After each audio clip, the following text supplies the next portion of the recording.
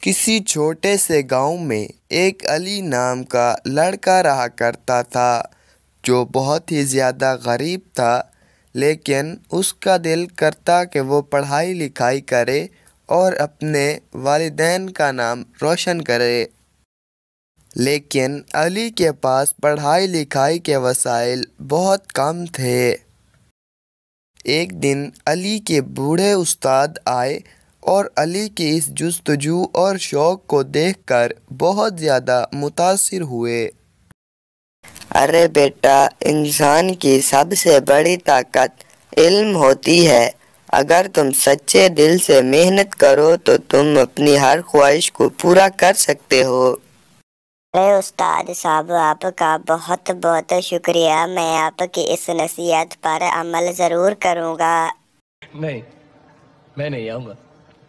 پھر علی روزانہ گاؤں کے باہر جاتا اور ایک درخت کے نیچے بیٹھ کر پڑھنے لگتا۔ اس کے پاس جتنی کتابیں تھیں وہ ان سے علم حاصل کرتا رہتا۔ اچھا، ہم کو سکھا رہا ہے۔ اچھا۔ وقت گزرتا رہا، علی کی محنت رنگ لائی۔ علی نے گاؤں میں پہلی اسکالرشپ حاصل کی اور کالج میں جا کر ایڈمیشن لیا۔ کالج میں بھی اس نے خوب محنت کی اور اپنے والدین کا نام روشن کیا۔ ٹھیک ہے، سمجھ گیا۔ علی اب ایک کامیاب شخص بن چکا تھا۔ اس نے نہ صرف اپنے والدین بلکہ گاؤں کا نام بھی روشن کیا۔ علی گاؤں کے بچوں کے لیے ایک مثال بن چکا تھا کہ اگر محنت اور لگن سے کام کیا جائے تو ہر کام میں کامیابی حاصل کی جا سکتی ہے۔